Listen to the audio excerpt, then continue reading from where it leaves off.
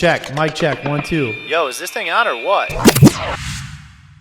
What is going on, everyone? Welcome back to another episode of the Platform Podcast. As always, I'm your host, Dex. If you're watching on YouTube, make sure to go hit that subscribe button. If you're listening on Apple Podcasts or Spotify, give us a follow. Leave us that 5-star review. We got an awesome episode today. It's episode number 50, big milestone for the show. It's been a long, long time coming. We've gotten stuff figured out more and more as we've gone through the episodes, and we're going to get it going here.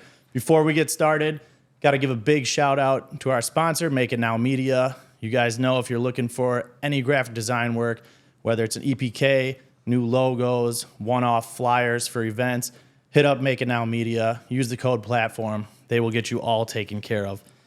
Joining me on the Platform Podcast today, I have a super talented artist from right here in Nashville, Tennessee, coming off all these new shows that she's been doing, fresh off doing a show in her hometown in Iowa, sitting down here with Lex. How's it going? Man, I'm so happy I'm here for the 50th episode. It's a big one. It makes me feel really special. Congrats. We had to do that's something awesome. big. So, and I've been wanting to put on more of the like local talent and artists. I've obviously done my fair share of DJs on the episodes here. I'm sure, But being here in Nashville, like I want to be able to dip into a lot of these artists and talk to them about everything that they have going in their careers. So it's good to have you on here. I've obviously known you from working at Barstool and seeing you around the city. So it's going to be awesome to get you out to these listeners and hopefully put them onto some new music that they haven't heard and talk about the stuff that you're doing. So thank you so much. I appreciate it.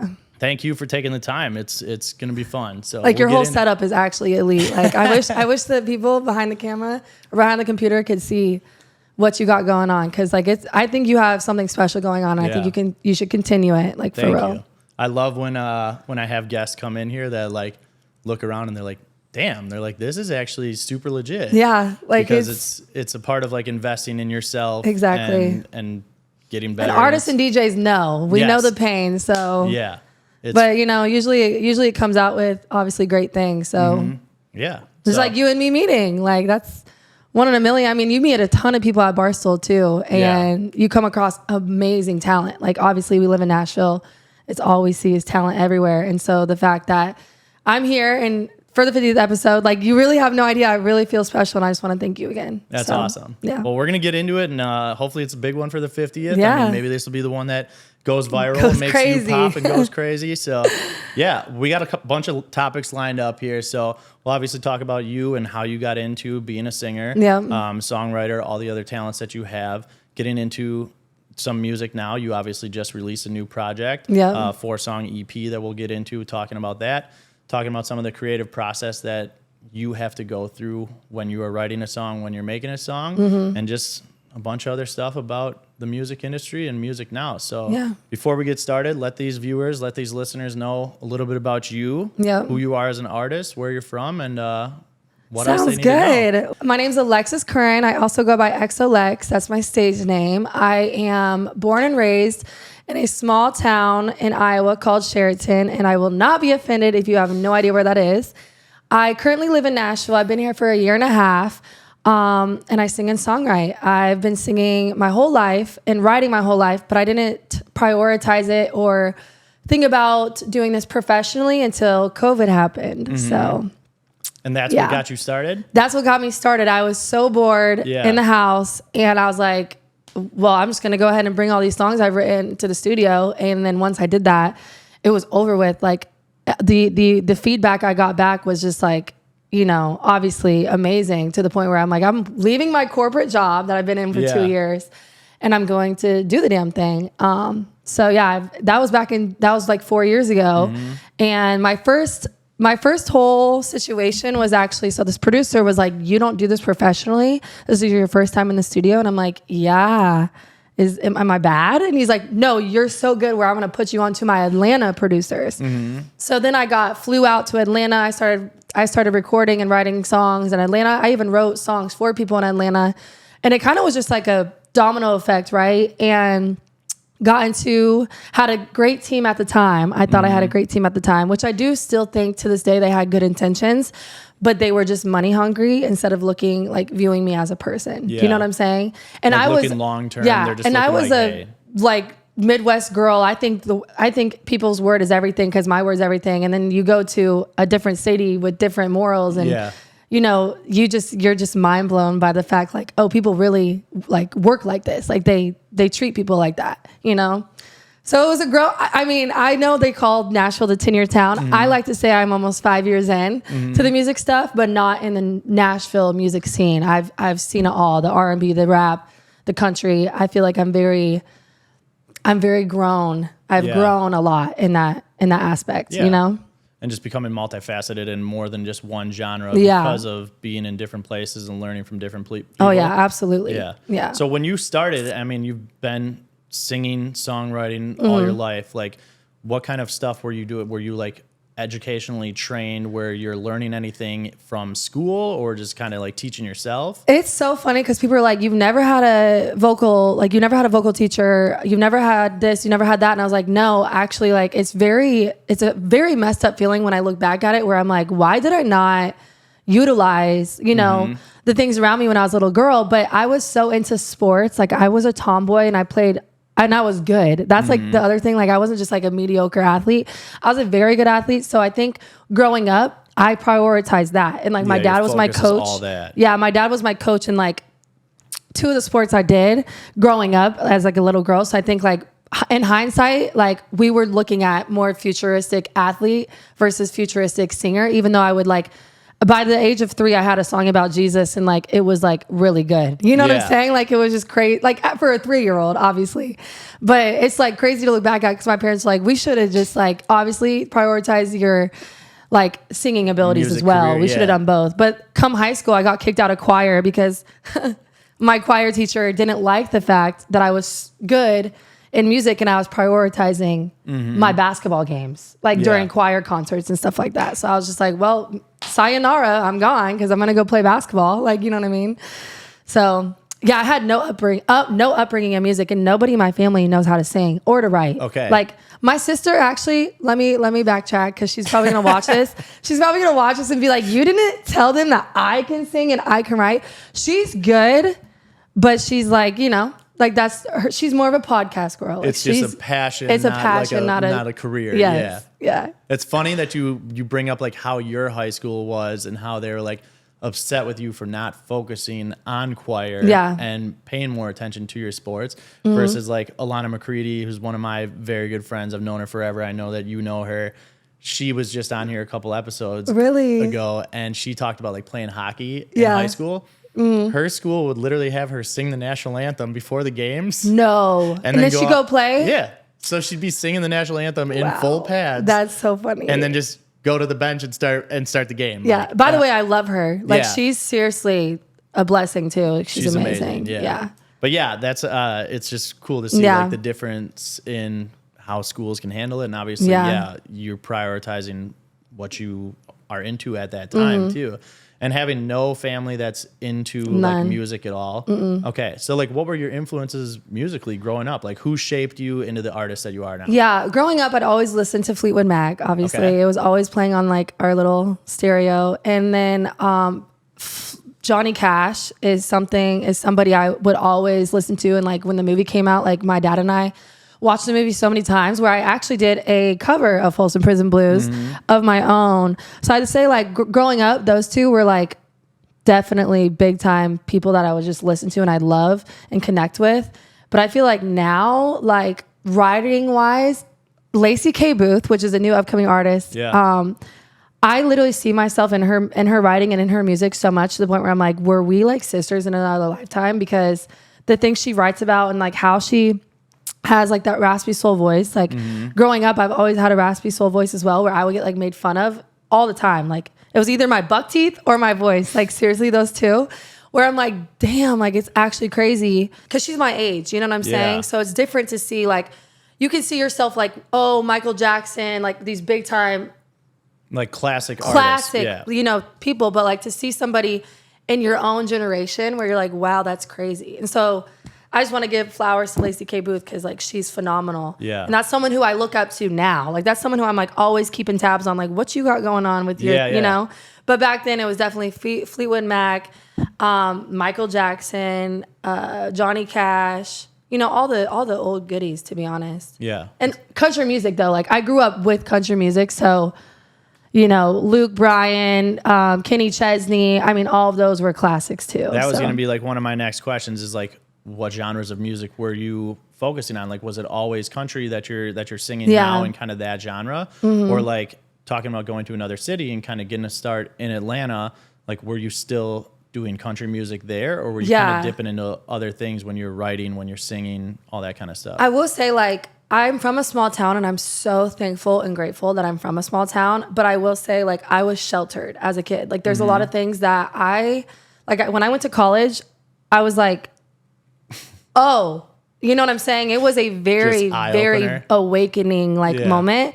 And again, like I was a good athlete. So I traveled to the cities to play with like all the city girls that were like in the league and like would do traveling teams and stuff like that. So I like obviously found a lot more culture there, but like, I'm not going to lie and say I wasn't sheltered. Like there's things that I was very sheltered about. So like when it came to music, like obviously when we had when we had high school dances and like middle school dances, we'd play all the hip hop stuff and things like that. But like on my day to day, it was country and strictly country. Like that's what it was. And so when I went to college and I heard all of these genres and like all the time, like it wasn't just like, oh wow, high school dances and we're like twerking and shit like that. Yeah. Like I would hear it all the time and I'm like, oh my gosh, like that's when I just knew like I obviously have a gift from God where I can like really kind of be an empath and like create music for all these genres. You know what I'm saying? Like, cause I love all genres. Like I said, I started in Atlanta and I was doing R&B and pop really.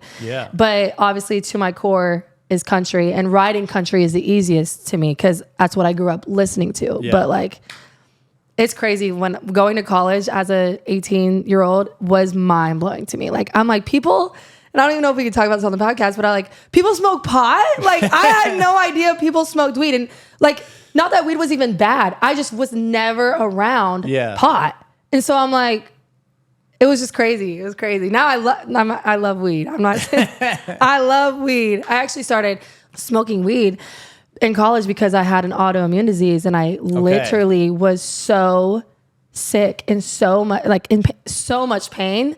Where one of my girlfriends from Chicago was like, you need to just try weed. It'll probably help the inflammation, all sorts of stuff. So I actually got into marijuana to help my health issues. Yeah. And then once I kind of saw some relief, I'm like, what's the stigma? You know what I'm saying? Like why are people saying this is bad? It's just, so I'm thankful for marijuana. But anyways. Hopefully it'll get legalized here soon enough. Right? We'll see. But yeah, really not being into much other music until you're in college. Like how much did that open your eyes? And did it help you as an artist? Like diving into other genres, help you think about writing in new ways, making songs in new ways. Yeah, no, and like the craziest part about it is like even when I was in high school, I'd like be on YouTube Beats and I'd see all these beats and I'd hear it, and I'd write to it and it was cool. But like again, like I was so just country where like all that music was set aside. So when I did get to college and I had the chance to like go in the studio and showcase like my ability to kind of write in all the genres, it kind of like surprised not only me, but the people like that I grew up with, because they're like, how are you writing like this? Like the things you did for fun was ride 4-wheelers, go fishing, and like jump hay bales. Like that's the stuff that we did for fun. So like, how are you? Yeah, you're definitely from a small town. And I always say, I'm a Gemini. I can literally relate to anybody and everything. Like it's such a blessing to me that I can do that, because I know, some people just are like so stuck in their own ways, and like, that's fine. Like good for you. But I'm someone who wants to venture off and continue to get educated on everything that I don't know about. You know what I'm saying? That's just who I am, and as a person. I don't know if you've kind of I mean, that's how I am. Like that's how you're gonna learn and just become more knowledgeable as a person, is just getting in, talking to different people, finding out people's different point of views, and actually listening to them, not just hearing them say it and be like, oh well, I fucking already don't agree with that. Just opening your mind to things that you can learn from everyone else. So, and I always say, like, if you don't accept or understand like the way, like my opinion on things, I just hope you respect it. Cause like I'm gonna respect you if we're having a conversation and we're not seeing eye to eye. At the end of the day, that's the way the world spins. Like Yeah. we're not always going to align and have the same opinions, but at the end of the day, I respect you as a person. So like, please allow the same grace to me. I think if you're hanging out with people that agree with every fucking thing that you do, You're hanging out with the wrong people. 100%. Yeah, for sure. Like I think my friend group in particular, which is why I love my friend group, is because they will always call me out on what you're any doing. like bullshit. Yeah. Yeah. Like if you're fucking up, they're gonna let you know it. As friends should. Yes. Note that. Yes. 100%. So let's talk a little bit about music right now. Right Yes. now you're an independent artist. Yes. Not signed to anybody. You were signed to a record deal. I got offered a record deal when I was in Atlanta. When anything business related comes my way, I always send it to my parents because not only are they extremely like educated on all sorts of business because they're all both entrepreneurs, but they have the best interest for me. You know what I'm saying? And so I sent them over the contract, and my dad literally was like, absolutely no. Like I only at the time had one song dropped. I was in the music era in Atlanta for less than like 7 months. He's like, you need to just keep going and keep being independent because people are trying to take advantage of you and you're worth way more than this. And yeah, so the two people I listened to is my mom and dad and God. And I said no. And that brought a lot of hate. And I hate to say the word hate, but like the things that came out of the people that I was working with at the time mouth about me when I said no was like, oh, you're not in this for the long run. You're in this for just like short amount of money, which is fine. Like that, I'm glad it showed me that, well, it shows you the real side. It showed me the real side. And unfortunately, I had to part ways with all of that because I was like, clearly I just saw the good in them, and they're great people. They're great people. Yeah. But I mean, again, it is what it is. And they just wanted me to go a certain route that I wasn't able to do at that time. So I am still independent. I have a great team now. They are located in Nashville and some are in LA. And obviously my family is so supportive, and my friends from back home. Like the team that I have now I'm so grateful for because everyone wants the same thing, which is literally just like distribution for me to showcase my abilities. They don't even want me signed. They don't want any of these things. Because at the end of the day, if we really get to the bottom of shit like this, signing is not really what an independent artist even wants anymore because of how much like you're getting money. You're getting money, but you're selling kind of a part of your soul in a sense.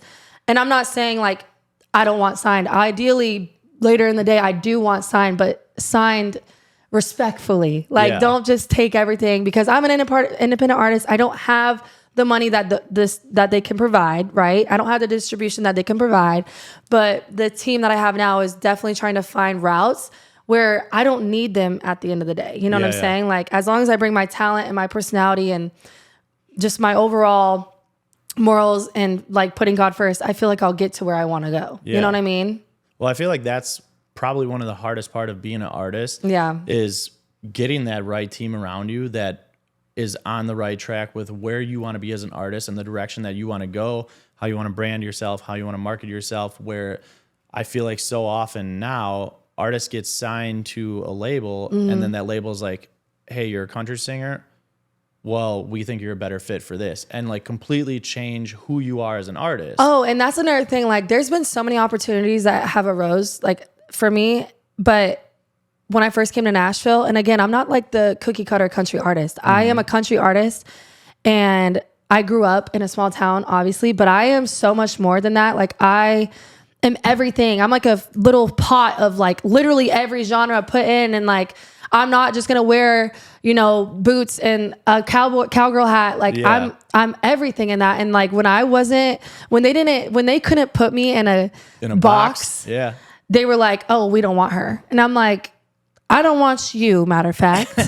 I don't want you. So there's been times where I had to turn great opportunities and great relationships away because I wasn't going to be what they wanted me to be. Yeah. And I wasn't going to be their puppet. And I feel like I was put on this earth to obviously create music and to bring people together, but also to like stand true to who I am, because my platform at the end of the day is to be a disciple of God. And so if I'm lying and creating a narrative that's not me, I'm literally lying. Like, you know what I'm saying? Like, it's way deeper to me than it is to probably most people, but that's just how I work. Yeah. So turning down stuff like that, I talk about it a lot as a DJ.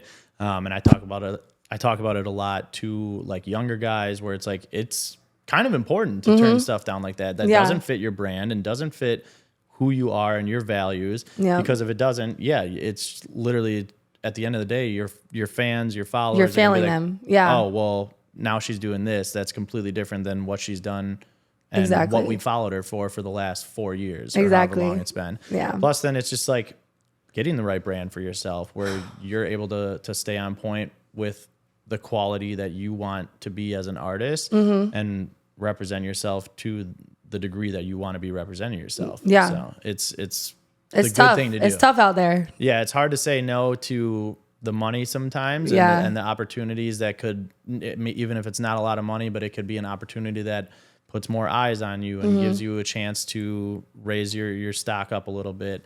But it's got to be done sometimes. You got to say no. Yeah. For college, you literally went to school for marketing and advertising. Yeah. How much does that help you as an artist? I'm not going to lie, guys. Like, college is such a scam. Like, it's such a scam. And I'm literally in school right now, so I agree 100%. Yeah, like, I wish I could tell you, like, oh, I've used everything to my knowledge for this. But, like, I've used what I left with, which is not much, like, to be honest. Like, it's obviously great. And when I left college, I wasn't in my marketing advertising. Like, I was a marketing coordinator for Hy-Vee, which I love Hy-Vee. It's actually where it was based from Sheraton, Iowa, like where I'm from. It like grew and became a huge, that it's from there, huge thing.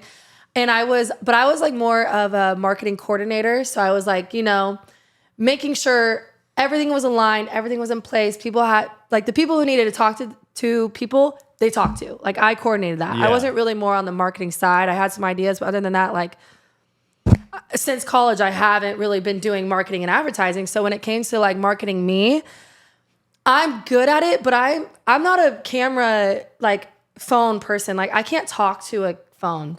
Yeah. Like, it sucks because I wish I could. Like, my sister's so good at it. And we always talk about, like, if I had her ability to talk to a camera like I'm talking to my best friend, like, it would be over with. But I look at the camera and I become like weird.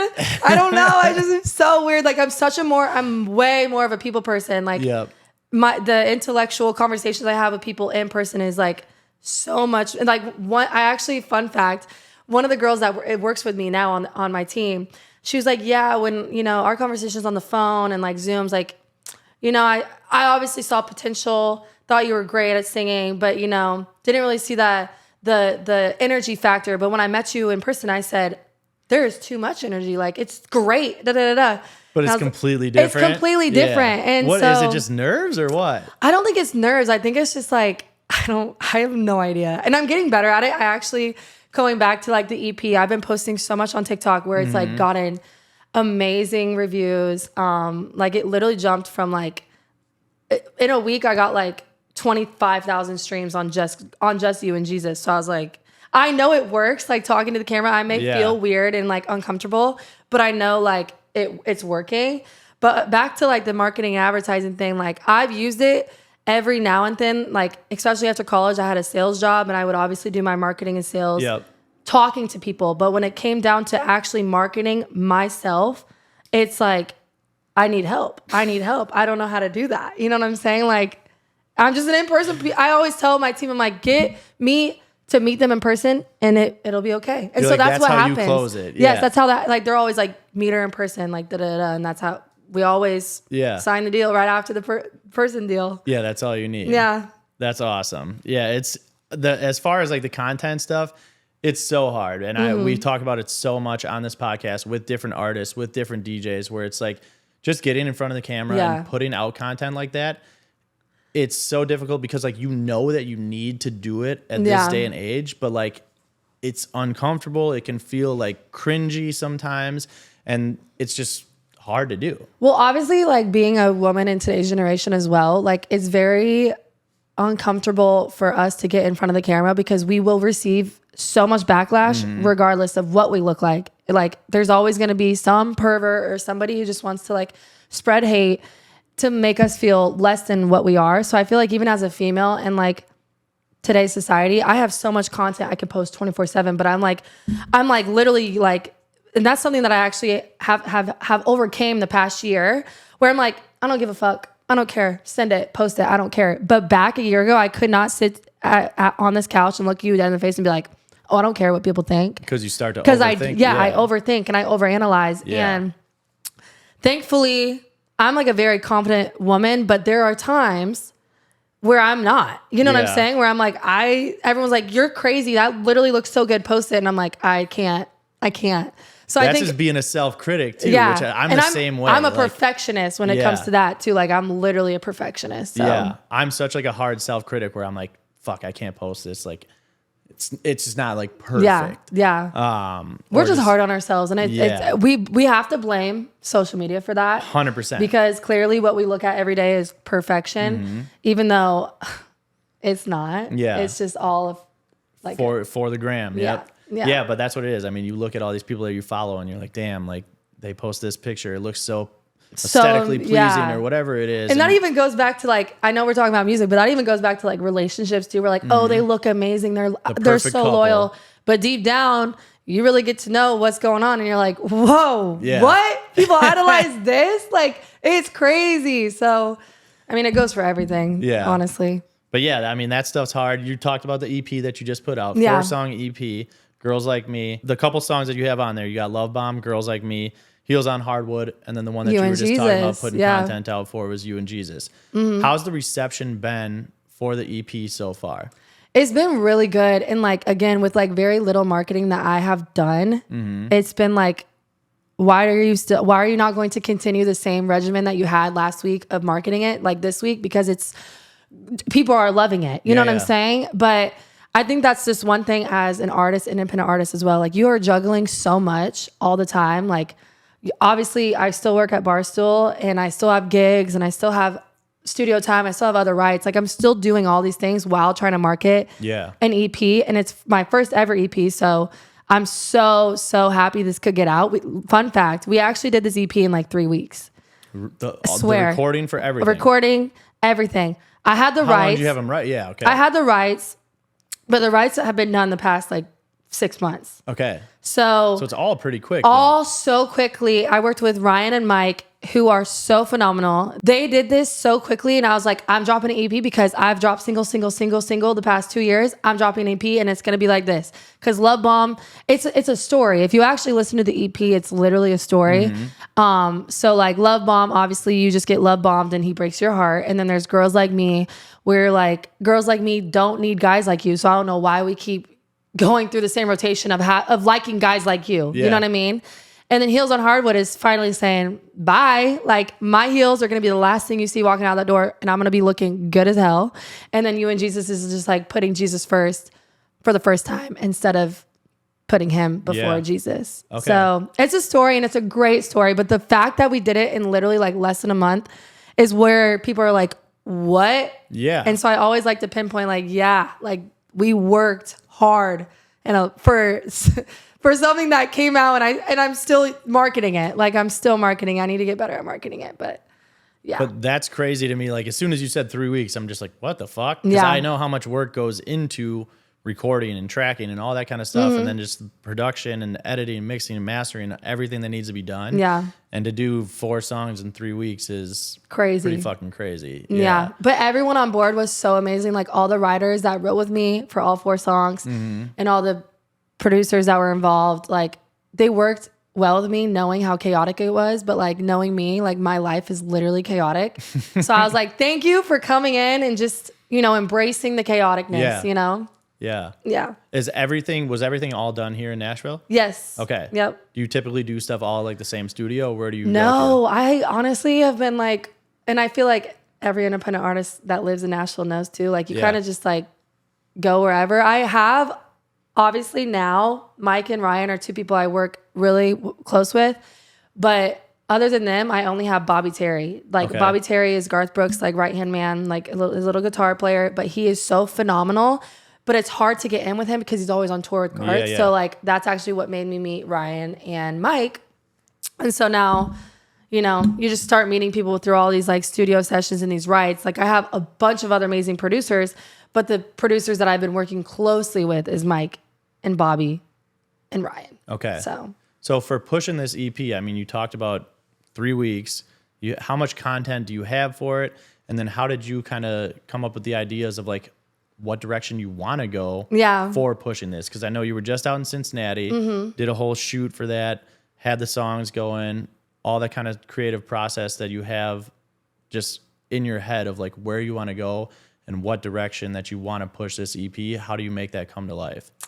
So my idea when I brought all this together was obviously the story. So I'm like, the story's gonna be amazing. At first I wanted to do Kelsey Ballerini's song that was like a 20-minute music video, and it was like all the songs in one. I was wanting to do something like that, but with put them all together as like one long to have a story. Yeah. But with my budget, there's a song that I'm about to drop, which we can probably talk later about, is Rebel Child. And I'm like, I'd rather do the music video and do that for that song because it's so special and so amazing. Where I'm like, let me just do reels and like small stories for this one. So an idea that came up is Girls Like Me. The cover art is like Mean Girls. Is Mean Girls cover. And so I thought that was funny just because like Girls Like Me, like if you think about it, like probably every girl has like not a diary, but just something where they just have written in before we're like, I just all their emotions. And so I'm like, that'd be funny because obviously these were my emotions in these 4 songs. So Girls Like Me, Mean Girls. And so I went to Cincinnati and I had an idea of like reenacting Mean Girls clips in the movie. And so we did that. And that's all the content. I have all that content. I haven't posted it yet. And so we did it and it was so amazing. I know like if I were to post it on TikTok, like people would be like, oh my gosh, Mean Girls. Like they would just put two and two together and it would make sense, right? But like that's another thing. Everyone's like, how did you like come up with that? I'm like, I don't know. I literally don't know. Like sometimes I come up with great ideas and sometimes I come up with shit that literally was like, why did you do that? But luckily it was a win for this one, you know? Have you had some of the ideas that come up that are like shit where your team is like, no, we're not doing that? Like it's not a good idea where you have to have that conversation with your team? Yeah, like I remember, obviously I'm in my country era right now, right? And I love country, but like I obviously want to start to be kind of like a Miley Cyrus, like where she can dip and dab and like pop and EDM and whatever you want to do. And there was an idea like probably a year ago and I was like, I think I should do this. And it was something that was so out of reach of what we were already doing. They're like, sit with that thought for a day and like come back to us. And so I sat with it and I was like, yeah, I was just really, really excited about that, which there was no reason to be. You're like, thank God you guys told me not to do this. There was no reason to be excited about that. Yeah. That's so things like that hilarious. happen. Definitely. So how much content did you actually get? Like how much do you have for this EP that you're just waiting to put out or deciding if you even are going to put it out? I mean, I have like easily like 6 reels. I have like 6 posts I could post. To me, it's a lot because I don't usually have content. Like I am my first worst critic when it comes to like, I need more content. And again, it goes back to, I don't know if I want to post it. Like it's always a battle with like myself, but I'm like, at the end of the day, post it. What's it going to do? Hurt you? Like you're going to lose followers? Okay, fuck them. Like I don't, you know what I'm saying? Or you could potentially gain a bunch of followers. Exactly. So that's where I'm at right now. I'm like waiting to post some majority of the rest of the content because of like all the work I've been doing with Rebel Child. I'm trying to like make a calendar of when I need to start promoting Rebel Child as well. Yeah. And that's another thing. Like I've been posting and dropping so many songs where I don't even have time to market them. I'm like, what? We need to strategize this, you know? No, you have to go into like, all right, cool. I'm going to post this day. Yeah. And then either like give people a breather or be one of the people that's like, you're putting 3 posts up in a day. Exactly. Just hoping that like one of them hits. And I'm not that kind of person. Like, unfortunately, I literally can't be that. Like, and I respect people who do because literally good for you. Like, I respect the grind, but I cannot. And that's why I'm like, I told my team, like Kamala and Sabrina at Banner Music, who are phenomenal, by the way, they made me like a social media calendar. And I was just like, oh, you guys are so amazing. And I wish I could post all the time of what you want me to post, but I can't do it. Like I need a new Instagram or new something where I don't feel like, because again, like I'm not just a singer-songwriter. I'm also I'm also like a woman in her 20s living her life. So I just want my Instagram to like be me, not always and the not artist. always that. You know what I'm saying? So it's a struggle. Yeah. So where are you all playing around here? Are you playing bars on Broadway, anywhere like So that? I recently like went and played with Brandy when she had her gig Yeah. on Broadway. When I first came to Nashville, the first couple people I was working with, they're like, "You're not playing on Broadway. Like, we're not doing that." Da da da da. But now I'm like, I'm not against playing on Broadway with people. Like, I love Broadway. I love the atmosphere, and I have a good time. So we're kind of venturing off, trying to see if like people want to have gigs or want to have me, because I'd be down to do it. But I'm so busy lately where it would be like it would be hard to find The time in the schedule, Yeah. And especially since like the next couple weeks or the next couple months, I have all these drops, I have all these writes, and I have all these studio sessions and all these content days. Like, ideally, obviously, I want to perform and do gigs, but I already have gigs with Whitney Wren on this tour, so I'm just kind of figure it out. But I want to gig as much as I can, like obviously.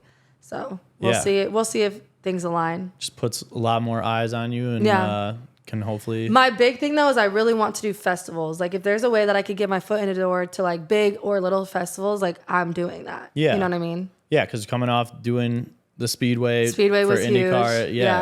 at home in Iowa in front of all your family and friends, it's obviously got to be a bigger show for you. It was so much fun. I like literally saw the stage and I'm like, wow, like this is great. This is literally what I like picture. And it was like not even like the greatest stage, but it was great. You know what I'm saying? Like, you know, like there's just levels to this, and like I was like, oh hell yeah, like I'm on my way. That's perfect. Yeah, it was great, and the people were amazing. The feedback was like seriously that why I do music. I'm like, okay, this is why I'm like going through mud and all this bullshit that, you know, as an independent artist goes through. Like, at the end of the day, you see these people smile and have such a good time, and you're like, that's why I do it. Yeah, because putting the music out and having the listeners and the followers on different streaming platforms is obviously going to get people to book you at other places. But for sure, people seeing you out performing on Broadway with the amount of people that come through all these bars and are in Nashville, it's like you never know what night like somebody's going to hear you and be like, hey, we want to bring you to this. Exactly. I need to get back to the Kid Rock. Like, I was performing when I first came to Nashville with this girl. Like, I performed with her like 3 times. But I'm like, that was so, like, such a environment that I literally would thrive in. Like, it's always crazy and it's always just, like, fun and packed. I'm like, I could definitely do that. Have you ever done stuff at Barstool? No. And, like, that's another thing where I'm like, people are like, why don't you tell them about it? And I'm like, well, I actually had an idea to do stuff at Barstool. Yeah. But then I asked, and they're like, well, they go through a whole different company to like. Yeah, but that doesn't, I mean. Yeah, to do something like that. And so I was like, oh, okay. And like, I just never acted on it. But I think, like, I really think Brandy and I doing a set at Barstool would be huge. Yeah. And I think we need to talk to them about it. Yeah. Yeah. I know I talked to you about it the other week when your EP came out. I'm like, yo, like, let me know if you ever want to come up. I will literally just put you on stage. Hell and yeah. Yeah. Because like I've had Alana do that, and it fucking crushes when she does it. Like she'll come up and sing while I'm DJing. Yeah. And even if it's just for like a song, like the crowd getting still that. hits. Yeah. Like getting the interaction with an actual artist there singing is awesome. Yeah. And just seeing that the vibe of an actual like artist live singing a song, and even if it's not even her own, but she's just singing over the top of it. Fire. Yeah, that's what people in Nashville want to hear. But I haven't worked at Barstool for like a month because of all my gigs and stuff. So I need to go back in there and be like, hey guys, I'm back, and guess what? I'll perform for you. Yeah. No, you know they're good at set up too, so it'd be awesome. It'd be a good event for you to put on, and a lot of the locals and everyone would come out for it, so it'd be a good time.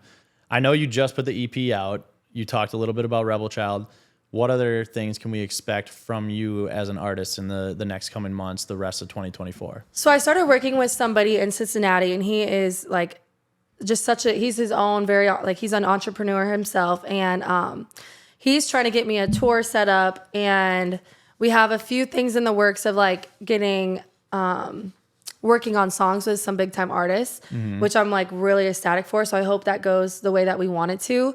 But other than that, like I just actually left Tampa, and I don't know if you know Whitney Wren. She's a TikToker, a little famous TikToker, and she's like dipping. I'm sure I've probably seen TikToks. Yeah, she's dipping into the country music, and so I got to write a song for her and like help her in the studio, watch her create her craft. And so we actually I'm opening up for her August 31st in Illinois. Okay. So a few more gigs. amazing rights, studio sessions, and meetings set up. So hopefully like 2025 looks much different. Ideally, my goal for myself, because at the end of the day, you should always set goals for yourself. I want to open for somebody big. Like it doesn't even have to be like huge, but like bigger than what I got going on that can provide me the platform where I can showcase my ability to sing and songwrite to everybody, you know? Yeah. Like that's one of my big time ones. And like obviously Universal reached out to pick up that song. To pick up two of my songs to do an 80-20 distribution deal. Yeah. So I'm hoping that goes right and like we align with what we both want where everyone's benefiting, right? But at the end of the day, that's another goal for myself. I was like, I just want distribution because obviously I can create the content, but who can push it out? Yeah. Like I'm not going to pay for that. Yeah. I just don't have the money to, you know what I'm saying? Like I also have rent and bills to pay for. So I'm not just a singer-songwriter. Like I have bills are due. It's that artist life. Yeah. And obviously everyone knows like Nashville is not the cheapest place to live or to sing and songwrite. So you just got to deal with what cards you've been dealt, you know? I know you just talked about writing for her. That was actually one of the things that I had coming up. So it's a perfect little segue. When you are writing songs now, are you always thinking of writing them for yourself? Or do you write them sometimes with the picture in your head, like this would be a perfect song for this artist? That's such a great question. Cause like, honestly, I know a lot of people, especially back in my hometown, they hear a song and they like automatically like want to know who it's about. Like they're trying to connect the dots, but like sometimes my music has nothing to do with me. I can just feel a situation, and I've seen so many things happen in my short lifetime where I know how it feels deep down. Like I can seriously like empathize and I can create songs. So like, for example, when I wrote for Whitney Wren, she's going through a lot of hate on TikTok right now. And keep in mind, she's a great person. Like the people that don't know her, like I feel bad for you because she genuinely has a good heart. And so I just kind of heard about her situation and I watched some things that were happening on TikTok. And so I wrote a song that was primarily for her. It wasn't about me, but I'm sure we all have dealt with bullying before and the song's about bullying. So that's how I wrote. And I literally came up with the chorus and like the first verse within like 4 minutes and it was over with. And so I know people were to like hear it probably and be like, oh, what happened with Lex? But it's like, it didn't, I mean, I've been bullied, but this is not about me. It's about somebody else and her story, you know? But again, like writing is so important. And like Hardy is somebody, and again, Lacey K. Booth, whoever she writes with, like genuinely, you're God sent because it's like, it's so amazing to hear a song and to instantly feel connected to it. Like, instantly. And Hardy is the same way. Like Hardy's so phenomenal. And I'm pretty sure before he even became Hardy, like he was a great songwriter in Nashville. So like that's ideally who I tried to like connect with too. I'm like, how do I get to be like the greats? Like, you know what I mean? Yeah. Yeah. No, I actually just saw this video. I think it was like Cody Johnson where he is talking about this song that had been written for years and years and years. I'm pretty sure it was like The Painter. Yeah. And he's like, this song was just sat on for so many years. And then finally, he got to hear it from his record label, and he's like, "This song was made for me." Yeah, he's like, somebody wrote this song, and he's like, it was literally written for me. Like that's how well he connected with it.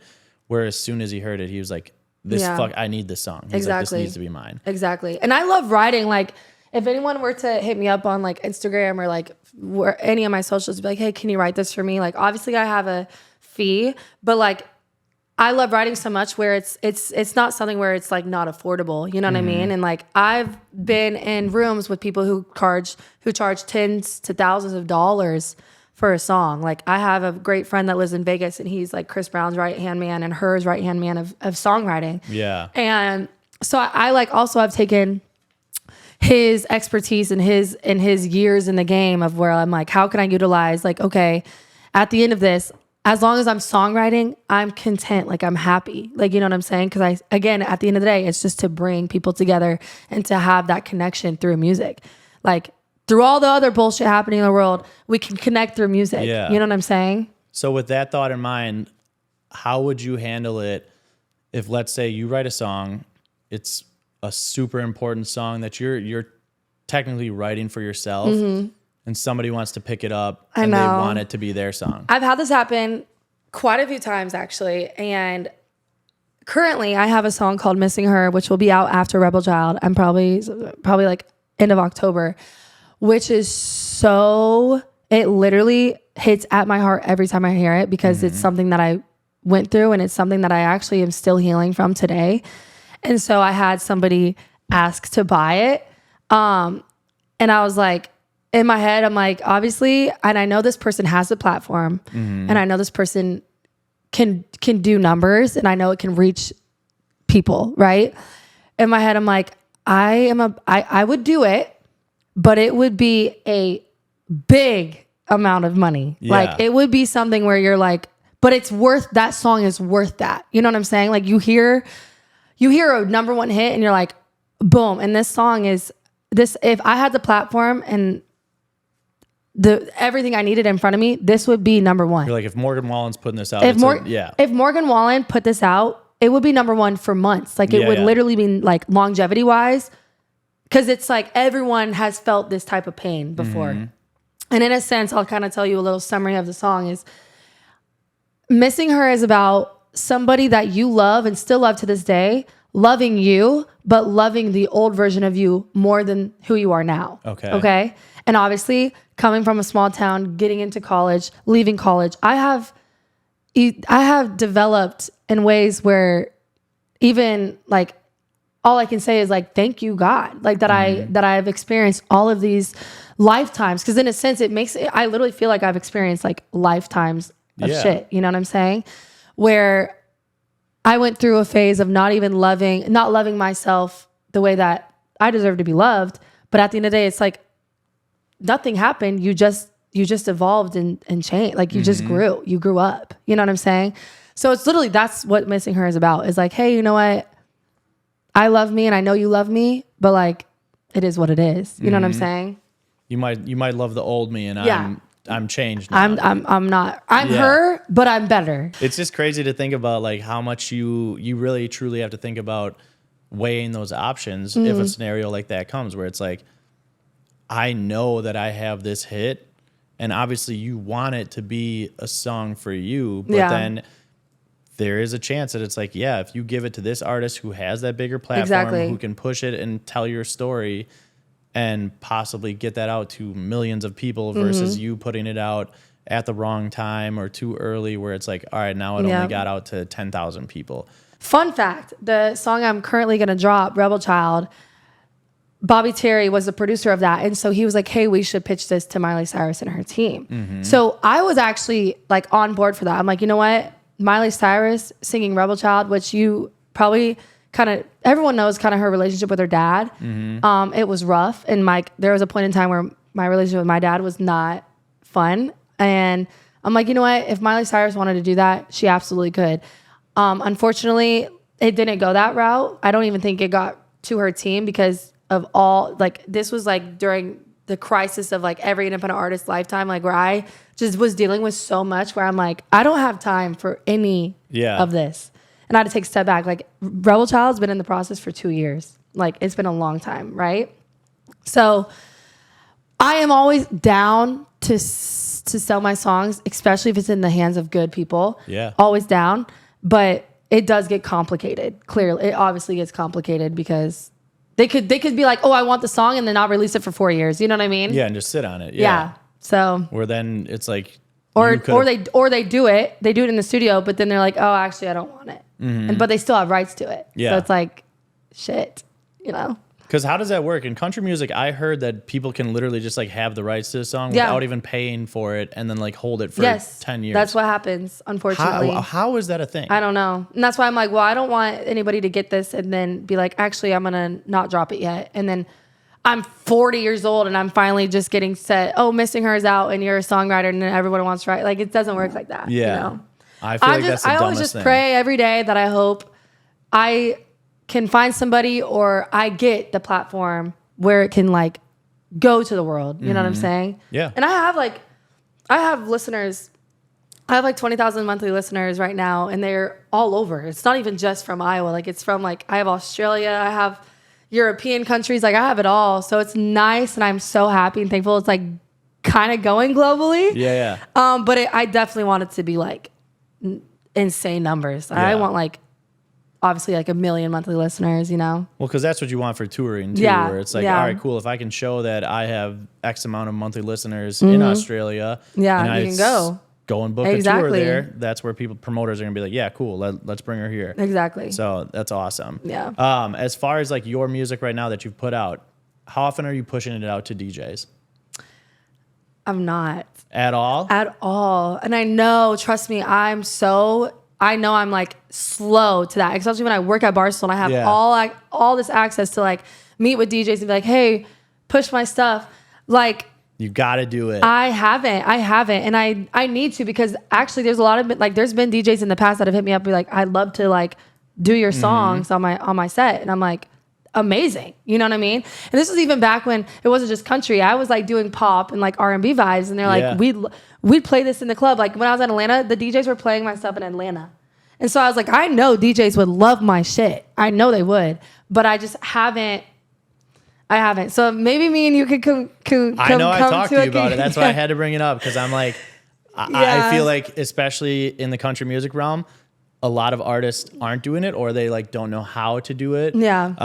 And just don't know like how to get an intro record sent out, or just like an 8-bar intro that just having their producers make and send to DJs. That way it can just be easily mixed in with everything else, is something that I feel like every artist and their team should be doing.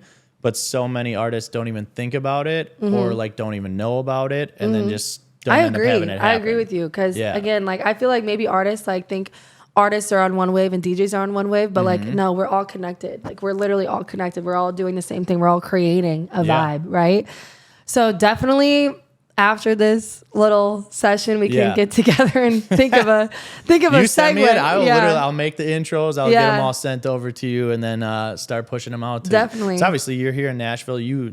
Every single bar on the street has DJs playing literally all day, all the time. Yeah. Where it's like you push these 4 new songs out. Yeah. They play those 4 new songs out at any time People of like day. it. Yep. They Shazam it. They're gonna Shazam it.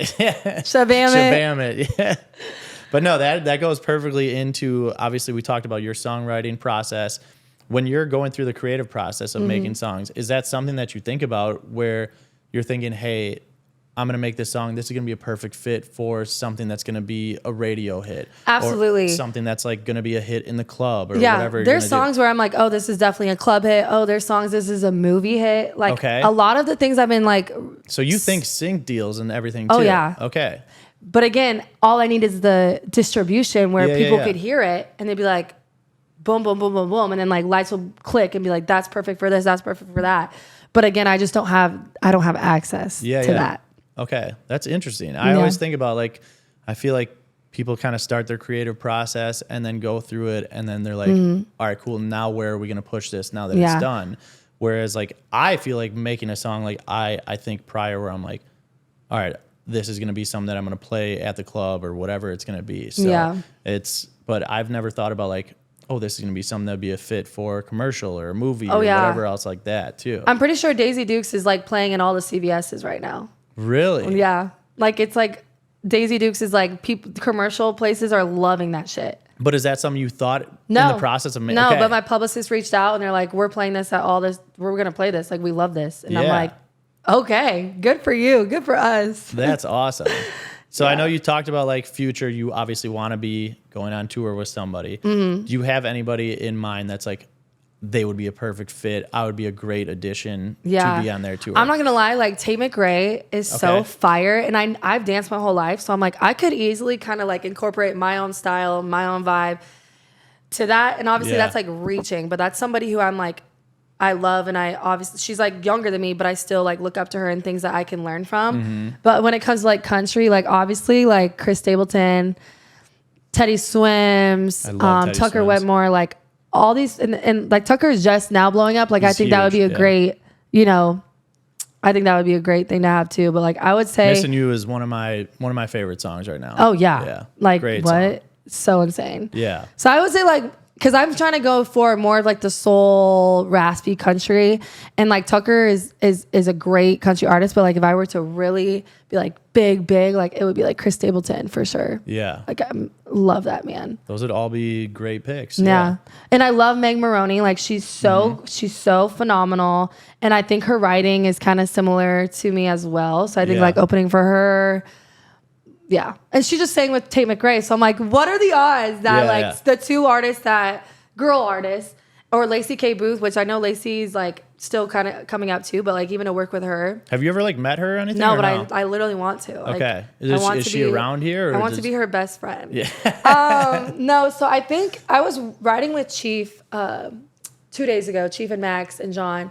And Chief knows Lacey, and he's like, "Oh, we could have brought Lacey into the right, but like, get her connected with me. She stays in Oklahoma and blah blah blah." So I was like, "Bummer." Like, I would literally love to ride with Lacey. Yeah. I wonder what the hell we would come up with our two traumas or something. There's no way she doesn't ever get out to Nashville. She definitely. He says she like flies and like goes back and whatever. So hopefully one day I'll meet Lacey. Yeah, you guys got to find some way to connect and sit in a room and together. I'm not even gonna I'm not gonna sit here and be like, oh, I'm not a fan. Like, no, bitch, I'm a fan. Yeah, I literally adore your music, which is fine. Yeah, you guys can still just make something awesome together. And Benson Boone, he was also on American Idol. Lacey and Benson were both on American Idol, and Benson just is phenomenal as well. But he's more of like, I don't even know what type of genre he is. Yeah, it's like a pop, indie, alternative. Yeah, like love it. So any of that would be fun. But it's good. That's actually a question that I was just thinking about before you got here. When I was getting ready and stuff, something came up when I was like scrolling Instagram, and that's something where I was like, that would be a really good question to ask her, is if going on like a reality TV show like that or a singing show like that would be something that you would be interested in, like doing an American Idol, doing a voice, doing a sing-off, something like that. So I've been asked by casting for American Idol and The Voice. Okay. I can't really say anything about it right now. I think I'm like under something. Contracts? Yeah, I don't know. Yeah. So I can't say anything about it, but I have been asked and I have auditioned for both. Okay. And last year, American Idol, I went through the whole shebang. But like the final stage of like before you meet the judges is where they cut me. Yeah. So that was like definitely a shock. I was like, wow, like dang, like that's like the crazy. Fact that you got cut. Yeah, because obviously like you want to think like you're that bitch, like you're that it girl, you know. So that made me be like, all right, I'm gonna stick to my craft. I'm gonna keep writing. I'm gonna keep gigging. I'm gonna be so much better if they ask me again, which they did. Say like, we're wanting to like have you back, and I was like, yeah, we'll see, you know. Even though I'm like, yes, but ideally, obviously, like I have been even asked to be on reality TV like dating shows. Like I've been asked to be on all reality, and I think it's a great platform, and I think if you have the opportunity, go for it. It's amazing, but like ideally, I don't want to be on reality TV. Yeah. Like I would rather make it or like more organically in a sense instead of like having to I feel like as soon as you do that, then people are like, oh, like she's only famous because she was on this. Like where it's like, you know, sometimes people just need a platform, and like they're great platforms, and I've worked with both people on both shows, and you know they're great. Like they're great people. So interesting. Yeah, I feel like that's like an easy way to kind of get your way up to the next level. But then I just always think about like you talked about people just hating in comments and everything like that, and I feel like that's just like it makes you kind of an easy target in that way, where people are just no matter what, you could be so talented and they're still gonna be like, she only made it there because she was on this. And sometimes you have to really consider like contracts, like are you is that okay for you? Because some like American Idol or like The Voice, like everything that you're putting out, they're getting and they're two different contracts, like two different contracts. Yeah. Well, let's get into some of these rapid fire questions that I got for you. So as far as like songs that you're playing in your set, what is your favorite song to perform in your set and why? Probably Sweet Home Alabama. That really? That never not hits. Like everybody is like one thing about me is I like interactions with people, and like I'm telling you, the dance floor when I do Sweet Home Alabama is always just like so vibrant and so like happy. Yeah. And so I always like it's not like obviously a vocal thing where I'm like Sweet Home Alabama. Like I don't like not performing my own originals, but I'm like I'll do this for y'all all day. Yeah. So that's definitely one. Okay. For sure. That's a or good like one. Teddy Swims Lose Control. I like that song too, just because I'm like, I really get into like my soul side. You know? I would love to hear you sing that one. Yeah. Yeah. We kind of hit on it a little bit where it's like artists that you would like to go on tour with. Mm-hmm. Are there any artists or bands that you would love to collaborate with, whether you're doing a write for them or on a song with them, singing with them? Like I said, like I would love to collab with like Teddy Swims, Jelly Roll, Chris Stapleton, Lacey K. Booth, Megan Maroney. Like there's people that I'm like, I feel like it would just be a vibe. And those would definitely be a vibe. But ideally, if I could write with anybody, please Hardy. Like please Hardy. Yeah. So if you would write with him? With him. Who would you, if you could pick anyone right now, who would you write a song for? Miley Cyrus. Okay. Damn. All right. Yep. Or Adele. And I know I see you out at bars, at different clubs, like obviously different at Barstool. I see you out listening to different music. When you're not writing your own music and listening to country and in that country artist realm, what are you listening to now? Like what's your car playlist? Let me just kind of read off some of the artists that I listen to. Like right now, just in the car, I was listening to Billie Jean by Michael Jackson. But like I have Lo Shimmy. He's an artist from, I think, Detroit. Okay. But fire. Yeah. Or Florida. I don't know. One of those two. Fire. We got Lacey K. Booth. We got Dua Lipa with Chris Stapleton. If you've ever heard Think I'm in Love with You. That song's I love that song. insane. I got one of my homegirls, Brandy Neely. She's so fun. She's at local. Yep. Summer Walker, J. Cole, Future. I mean, I'm literally like you dip into everything. My Fisher, like it's just everything. Yeah. Jasmine Sullivan. It's like literally all you can think. It's like cultural pot. Which I feel like only helps you as an artist. Exactly. Yeah. Yeah. That's awesome. What piece of advice would you give to an up and coming artist coming to Nashville wanting to make it? Stay consistent. Stay mentally strong, have a good group around you that you trust wholeheartedly and that you know have the greatest intentions for you. Yeah. And to always put God first. That's what I'd say. Perfect. I know you just were going through your playlist. What are your top 3 songs right now? Your favorite songs out? Think I'm in Love with You by Chris Stapleton and Dua Lipa is on repeat because it's just it's live it's a too. Vibe. It's live. So like you can't go wrong with that. And then his voice is just so good, especially on that song. So just like the way good. that he sings that song is insane. Yeah. Obviously, this is kind of biased, but my own song, Missing Her. I was gonna say you can put your own song. Missing Her by me is like, and it's not just me. I get sent like the people who have the song send me it like all the time. Be like, I can't stop playing this. Yeah. So I think that one and probably some like hip hop banger. Honestly, like I always need a little bit of that. Okay. So when can we expect Missing Her to come out? probably end of October. Okay. Yeah. So not too long. September 20th, Rebel Child's coming out. So probably so that already has a date. Yes. Okay. Yep. 6 to 8 weeks after that is probably when I'll Gotcha. drop Missing Her. Perfect. Well, last thing I need from you is for you to put somebody on a platform. So every episode I have the guest pick someone. It can be a person. It can be a place, a brand that you love, a local shop, whoever, whatever you want to put these listeners and these viewers, shine a little spotlight on this person. Okay. Well, I would like to shout out Brandy Neely. She's a phenomenal songwriter and singer. I've learned a lot from her, so I always like to showcase that. She's one of my best friends, and she's amazing. And then also in Nashville, there's a spot called The Blend, and it's just like phenomenal protein shakes and like fruit juices and like all the things, and like it's always great customer service. So if you ever want, you know, a very healthy like meal and protein shake and snack, go there. Perfect. But yeah, I mean, that's all I got for you. Anything else that you want to put out, plug for the listeners, the viewers? You know, my socials are all XOLEX official. So if you want to find me, they're all there. TikTok, Instagram, Facebook, all the good stuff. Thank you for having me. It's been like time flew by. Like conversations were just flowing. And congratulations again on your 50th episode. Thank you. Yeah, that's huge. Yeah, I will put all of her socials on here. The people that she put for putting on a platform, we'll get those all tagged in the description so you guys can go and follow them, follow The Blend, follow Brandy. Go check them out too.